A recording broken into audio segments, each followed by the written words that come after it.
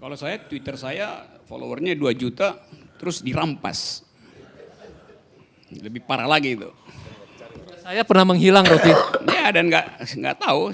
Kan mestinya negara bertanggung jawab, karena itu hak saya tuh. Hak saya untuk menyebarkan informasi diambil oleh orang lain itu.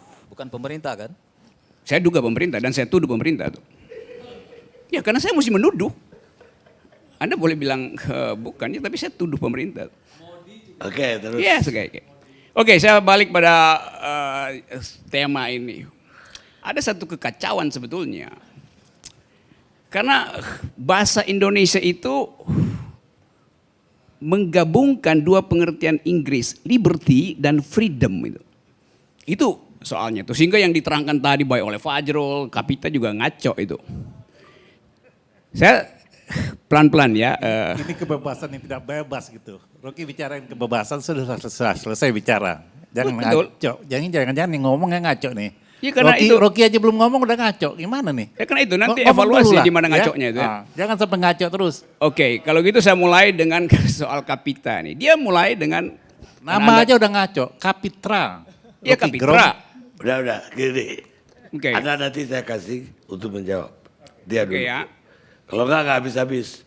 Undang-undang ITE mengancam kebebasan. Sebetulnya kebebasan itu tidak diancam oleh undang-undang. Kebebasan itu diancam oleh arogansi kekuasaan. Undang-undang itu cuma alat. Kalau nggak ada ITE pun undang-undang pornografi dipakai untuk membatasi kebebasan. Undang-undang tentang kehutanan bisa dipakai untuk mengancam kebebasan itu. Jadi itu poinnya tuh.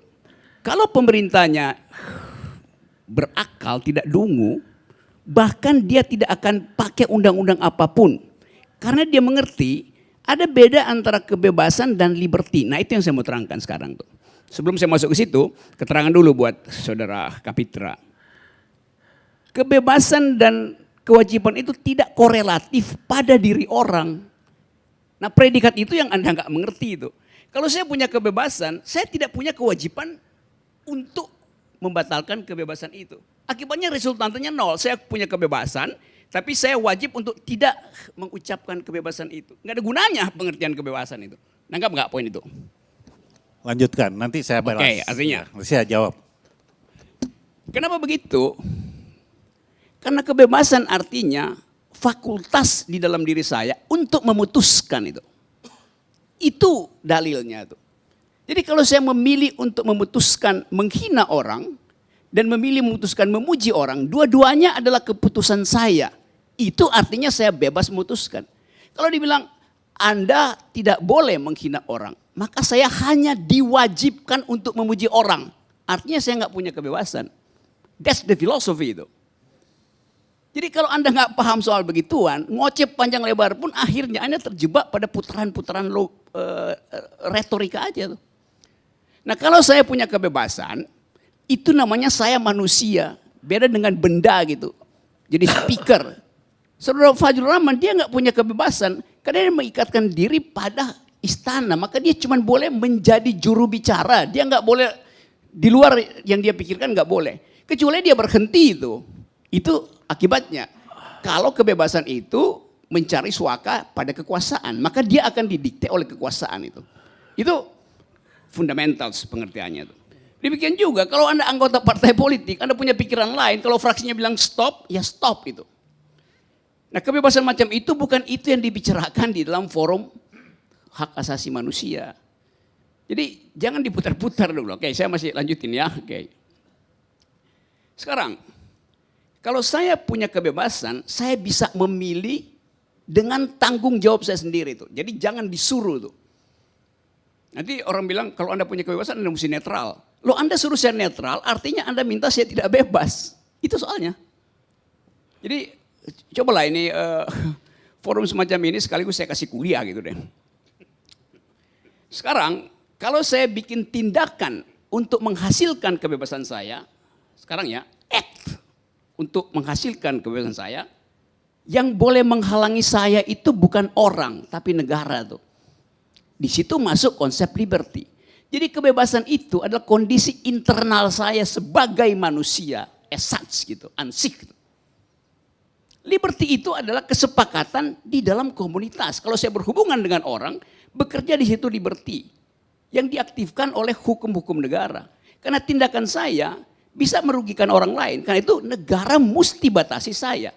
Itu yang namanya persetujuan-persetujuan sosial. Jadi kebebasan nggak bisa dibatasi. Begitu Anda batasi kebebasan, Anda bikin orang itu jadi benda gitu. Logika dasar itu mesti dipegang dulu. Supaya nanti kita bikin ada kebebasan dan kebebasan tanda petik yang kita sebut liberty. Bahasa Indonesia nggak punya konsep itu. Itu kelemahan bahasa kita. Inggris punya freedom dan liberty gitu. Freedom itu adalah kondisi internal manusia tuh. Boleh dicabut gitu? Nggak bisa dicabut. Begitu Anda cabut, Anda jadi benda. Thing in itself gitu. Bukan thing for itself gitu. Das Ding an sich. Berhenti Anda bukan sebagai makhluk gitu. Begitu kebebasan dicabut. Jadi kalau siapa tadi yang ngomong, itu tidak absolut. Absolut, kebebasan itu absolut. Kalau Anda bilang tidak absolut, Anda menurunkan diri Anda jadi benda gitu. Bukan jadi monyet, monyet masih punya kebebasan. Jadi batu itu. Karena menggeletak begitu aja tuh. Jadi status ontologi itu yang mesti dipahami. Kalau mau berdebat, mesti kuat konsepnya gitu. Satu tuh. Apa lagi ya? Coba ingatin. Satu-satu. Sekarang udah dapat ya poin? Udah hilang? Udah, kalau udah oke, udah. Saya cuma Referensinya mau udah ngajar, hilang. saya nggak ngerti. Biar saya jawab nih. Belum. Nanti salah lagi jawabnya, saya terangin lagi nanti itu. Dia masih. Nah, saya ingin membandingkan mana Oke, pemerintah yang dungu atau Rocky yang dungu. Coba, Nggak, coba, nggak, saya tunggu dengar dulu. dulu. Saya Dia break. masih punya poin lain. Nanti Anda harus jawab lagi. Ayo. Oke, sekarang soal kritik pada presiden itu. Satu waktu saya bilang begini, presiden tidak paham Pancasila itu. Lalu saya dilaporkan ke polisi itu. Loh, itu keputusan saya untuk mendeskripsikan pengetahuan presiden itu.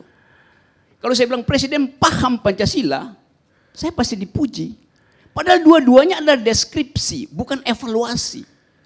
Kan ini soal pengetahuan, saya bilang presiden tidak punya pengetahuan tentang Pancasila. Saya tidak menghina, saya menggambarkan itu sebagai pilihan saya berdasarkan kebebasan saya untuk menganalisa, maka saya ucapkan itu. Jadi mengapa kalau saya mengucapkan yang disebut negatif, dilaporkan, kalau yang positif justru dipuji gitu. Padahal dua-duanya statusnya adalah ucapan. Bisa nanggap nggak, Kapitra dan teman-teman Anda? Gini, kan itu ajaib kan? Saya susah, susah Pak menangkap Karni, saya gedung. mohon Ya hak karena, bicara. karena itu jadi susah Saya mohon hak nangkap bicara karena juga. Tidak mohon hak bicara. Tidak, Ya, sebentar, tidak sebentar. dibiasakan untuk berpikir sistematis dan konseptual gitu. Cukup, Anda cukup dulu. Oke, Bang saya Karni, sambung nanti ya. saya mau balas dulu Bang Karni. Ya ini semua orang mau jawab Anda Oke, dulu. nanti saya jawab ulang. Bang Karni, karena dia banyak. Ya udah, tapi jangan panjang-panjang. Oke, saya ingin katakan begini. Rocky tidak mengerti apa yang namanya universitas hak. Sehingga dia lupa tentang kewajiban dia. Ketika orang bicara, menjadi kewajiban Anda mendengarnya. Ketika Anda Lain lagi, ini saya mulai dari awal yang Anda katakan, ya. Nah, Anda bicara kebebasan, tapi Anda sebenarnya sedang mengeksplorasi kedungguan Anda sendiri, karena dengan keliaran-keliaran berpikir, dengan loncatan-loncatan yang justru tidak sistematis. Anda ingin memaksakan orang masuk ke dalam pikiran Anda, dan orang ingin menjadi Anda. Itu yang tidak bebas sebenarnya. Itu yang menamai memonopoli kebenaran. Sementara ketika Anda punya hak, maka kita punya kewajiban menghargai pendapat Anda. Anda tidak dapat menghargai pendapat orang. Itulah Anda tidak mengenal universitas kebenaran. Ketika Anda kehilangan kebenaran, maka di depan mata Anda ini semua orang salah. Tidak ada kebenaran selain kebenaran absolut Anda. Anda menjadi Firaun sendiri, bahwa kebenaran menjadi milik Anda. Itu yang ingin saya katakan. Tidak ada universitas di dunia itu. Itu satu poin. Oke, Satu poin. saya tambah dulu ya. Saya Tunggu dulu. terangkan dulu ya. Saya juga bisa menerangkan lebih dari Anda. Oke, Ya. lanjutkan. Nah, bagaimana Anda Tapi nanti mungkin- kasih tahu saya kapan berhenti supaya saya bisa terangkan itu. Bukan saya terangkan, saya tunjukkan di mana Anda ingin kekacauan merampas pikiran Anda. kebebasan saya Enggak, sehingga enggak. Ambil. atau Anda menjadi pemerintah yang Tidak. harus saya melaporkan semua Saya aktivitas kasih saya. itu, nanti saya terangkan Oh, cara Anda cara Anda menggunakan kata menerangkan itu. Belum tentu kedunguan itu bisa saya pahami. Karena cara kita berpikir berbeda. Dan itulah perbedaan, dan itulah kebebasan masing-masing orang berbeda dalam melihat. Oke, sekarang giliran Pak Jul. Langsung sebenarnya saya hanya ingin membuat pernyataan saja. Yang pertama, saya pernah ada membaca satu buku menarik tentang kebebasan. Dia mengatakan kalau misalnya ada satu orang atau Rocky lah, tiba-tiba di sini berteriak, entah di dalam bioskop atau di ruangan ini, kebakaran, kebakaran, misalnya seperti itu ya. Akhirnya orang berlarian dalam satu konser atau dalam satu bioskop. Nah itu pengen tahu juga, itu kebebasan atau liberty? Itu kedunguan. Karena bukan itu konsep kebebasan, itu kedunguan Anda tuh. Ini yang terjadi Rocky, jadi adalah upaya untuk seolah-olah, ini kan yang terjadi secara umum di dalam publik. Seolah-olah mereka mengatakan, ini yang kita perbincangkan sekarang realitanya adalah orang seakan-akan mengatakan bahwa saya boleh memperlakukan apa saja. Misalnya, kalau saya berdemo, saya boleh merusak fasilitas umum. Nah, itu, misalnya, Anda kayak begitu. tambah-tambahin. Ada kalau misalnya, sebentar Rocky, sebentar. Ini saya hanya ingin membuat pernyataan nih. Oke, larang aja. Buat pernyataan, misalnya. Lalu kemudian kalau saya berada dimanapun, saya boleh berteriak. Misalnya ada kebakaran atau apa, sehingga ada orang yang meninggal di sana. Nah itu pernyataan. Kemudian yang kedua, saya ingin membuat pernyataan yang kedua, bahwa memang dengan kebebasan orang bisa mendapatkan kalau tidak ada kebebasan tidak ada tanggung jawab. Itu pasti. Hanya dengan kebebasan orang bisa memilih. Ketika dengan kebebasan orang bisa memilih, entah A, entah B, entah sampai Z, lalu dia bertanggung jawab. Kalau tidak ada kebebasan, orang tidak bisa dituntut apapun sebenarnya. Baik. Itu yang kedua. Yang ketiga, saya ingin mengatakan kenapa kritik itu menjadi penting di dalam ilmu dan juga dalam kehidupan. Saya pakai saja metodologi pengetahuan dari Popper. Dia mengatakan hidup itu kan terbuka. Ada problem, ada error eliminasi, ada tentative solution. Jadi error eliminasi itu selalu ada di dalam ilmu pengetahuan, dalam kehidupan demokrasi atau dalam apapun. Karena dia akan menjadi terus-menerus terbuka. Dan yang keempat, yang terakhir.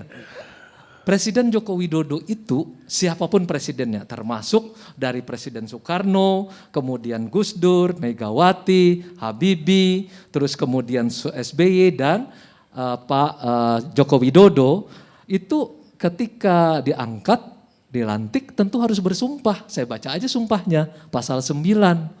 Demi Allah saya bersumpah untuk memenuhi kewajiban Presiden Republik Indonesia atau Wakil Presiden Republik Indonesia dengan sebaik-baiknya dan seadil-adilnya memegang teguh Undang-Undang Dasar dan menjalankan segala undang-undang dan peraturannya dengan seluruh-seluruhnya serta berbakti kepada nusa dan bangsa. Dia terikat kepada Undang-Undang Dasar, di dalam Undang-Undang Dasar ada mukaddimah Pancasila, dia juga terikat di sana. Jadi apapun yang dia kerjakan tidak akan bisa terlepas dari hal tersebut. Jadi di titik ini saya ingin membantah bahwa tidak, artinya keliru kalau mengatakan bahwa presiden atau wakil presiden tidak memahami Pancasila. Wong dia bersumpah demi Allah, kecuali Rocky tidak mengenal Allah, lain lagi. Iya. Mungkin. Ada mau jawab atau enggak? Saya masih terusin. Tapi- Kuliah saya belum selesai kan. Saya baru pakai Gak berapa bisa, waktu. ini udah jam 12. Oke, Kuliah gak bisa. Oke, saya akan Coba ringkas, saya akan ringkas itu. Oke ya. Presiden Jokowi tidak punya pengetahuan. Semua presiden lainnya Rocky. Udah, dia udah Semua dengar bersumpah. tadi. Dia udah dengar. Menjalankan Pancasila. Dia udah Kecuali dengar. Anda menuduh bahwa semua SBY, Megawati, Gus Dur, sahabat kita ya Gus Dur ya. Udah, Kemudian Pak Jero. Habibie dan Soekarno Udah paham dia, udah menjalankan paham. Pancasila. Ini, Udah paham dia. oke ya, ini semua orang bersumpah untuk tidak mencuri. Tapi orang langgar sumpah itu. Jadi jangan anggap kalau presiden udah bersumpah, maka dia paham gitu. Itu salah logikanya Kan di ada situ. konsekuensinya Rocky. Kita reaksi Kalau dia ya. melanggar Undang Pancasila dan Undang-Undang.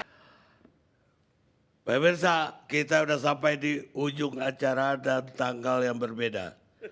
Kita sekarang udah hari Rabu tanggal 4. Dan saya kira Presiden Amerika sudah terpilih pagi ini. Saya kira Anda boleh kesimpulan aja.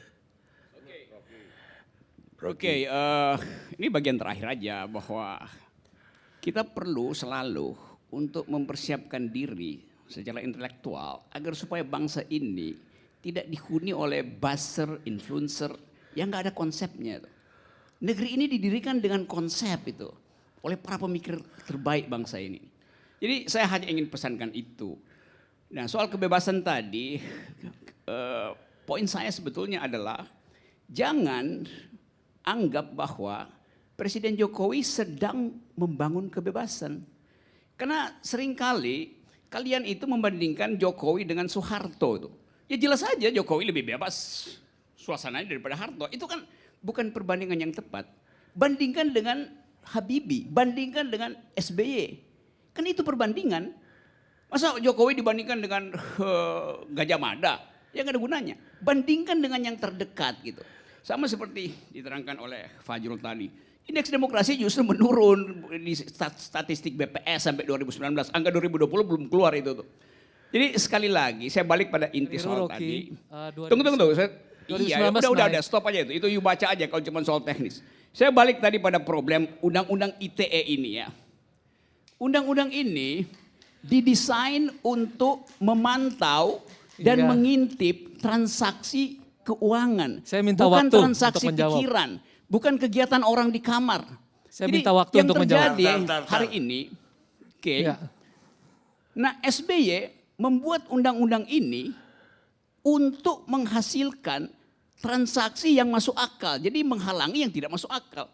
Sekarang Jokowi pakai undang-undang itu untuk pabrik borgol. Kan itu bahayanya kan? Baik, cukup. Oke. Ada. Saya cuma memperbaiki aja. Tadi saya sudah nyampaikan di awal bahwa kita berterima kasih kepada Presiden Susilo Bambang Yudhoyono karena sejak beliau dari 2009 sampai 2014 indeks demokrasi Indonesia itu cukup baik 67 dan sampai di 2014 73,04. Nah di masa Presiden Joko Widodo alhamdulillah berkat basis seperti itu kita terus-menerus membaik sehingga Itu Anda udah ucapkan tadi. ada di 2019 menjadi 74,92. Ya, jadi udah terus ucapkan. membaik. Tak enggak masalahnya Rocky tadi Yang mana? menyatakannya secara keliru. Bukan, Oh, you baca datanya secara you keliru. baca yang Data disebut yang sebagai keliru tidak pantas dibicarakan di tempat ini Rocky. civil libertiesnya itu turun. Sudah Rocky. Datanya berbeda tuh. Enggak Ya kamu. udah, Anda berdua cukup. Bukan, dia pakai data absolut. Padahal yang kita bicarakan adalah civil liberties. Yang itu yang drop. Kamu yang Anda sebut sebagai diskriminasi. Kamu tadi keliru Nah memahami justru datanya. yang Anda sebut sebagai Kamu diskriminasi ngotot. itu diprovokasi oleh pemerintah dengan membuat diskriminasi antara yang Pancasilais dan yang Kamu tidak ngotot Pancasilais. pada Itu data yang hasilnya salah. tuh. Saya kira cukup. Oke. Sekarang teknik pada tadi. data yang salah.